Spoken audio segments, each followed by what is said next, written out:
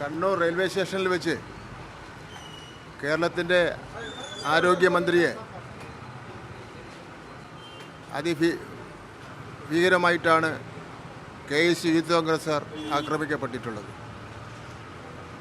വളരെ ഗുരുതരമായ സ്ഥിതിയിൽ അവർ ആശുപത്രിയിലാണ്. കേരളത്തിൻ്റെ രാഷ്ട്രീയ ചരിത്രത്തിൽ ഇത് ആദ്യത്തെ സംഭവമാണെന്നാണ് തോന്നുന്നത്. കോൺഗ്രസ് യൂത്ത് കോൺഗ്രസ്സുകാർ അവരുടെ തീരുമാനം കൊണ്ട് മാത്രമായിരിക്കില്ല ഈ സംഭവത്തിന് നേതൃത്വം കൊടുത്തത്. ഈ സംഭവത്തിന് പ്രതിപക്ഷ നേതാവിൻ്റെ ഉപദേശത്തിൻ്റെ അടിസ്ഥാനത്തിലാണ് അല്ലെങ്കിൽ ആയിരിക്കാം ബഹുമാനപ്പെട്ട ആരോഗ്യവകുപ്പ് മന്ത്രി ഈ രൂപത്തിൽ ആക്രമിക്കപ്പെട്ടത്. കഴുത്തിന് പരിക്കുണ്ട്, കൈക്ക് പരിക്കുണ്ട്, തോളലിന് പരിക്കുണ്ട്. അവർ ആശുപത്രിയിൽ പ്രവേശിപ്പിക്കപ്പെട്ടിരിക്കുകയാണ്. കേരളത്തിൽ മുമ്പാണെങ്കിൽ ചില സമരങ്ങൾ നടത്തിയ അവസരത്തിൽ പോലീസ് വെടിവയ്പ് നടത്തിയിട്ടുണ്ട്. ആ വെടിവയ്പ്പിൽ മരിച്ചവരുണ്ട്. DYFIക്ക് നേരെയാണ് വെടിവയ്പ് നടത്തിയത്. അതിന് കാരണക്കാരാണെന്ന് കരുതിയിരുന്ന ആൾക്കാർക്കെതിരെ പോലും, അന്ന് മന്ത്രിയായിരുന്ന ആൾക്കാർക്കെതിരെ പോലും ദേഹത്തൊരു പൂ പോലും വാരിയിടുന്നതിന് വേണ്ടി,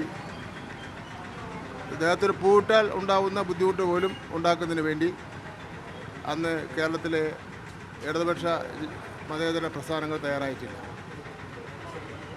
ഇത് തീക്കട്ട കൊണ്ട് തലചൊരുകയാണെന്നുള്ള വിവരം യൂത്ത് കോൺഗ്രസ് KSUക്കാർക്ക് നല്ല ബോധം വേണം.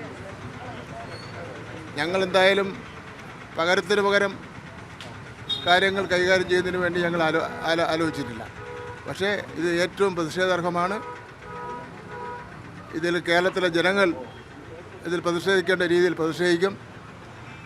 ഒരു വനിതയ്ക്കാണ് ഈ ആക്രമണം ഉണ്ടായിരിക്കുന്നത്.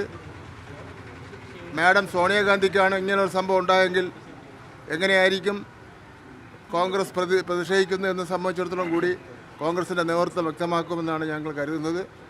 ഈ സംഭവത്തിൽ വളരെ ശക്തമായി പ്രതിഷേധിക്കുകയാണ്.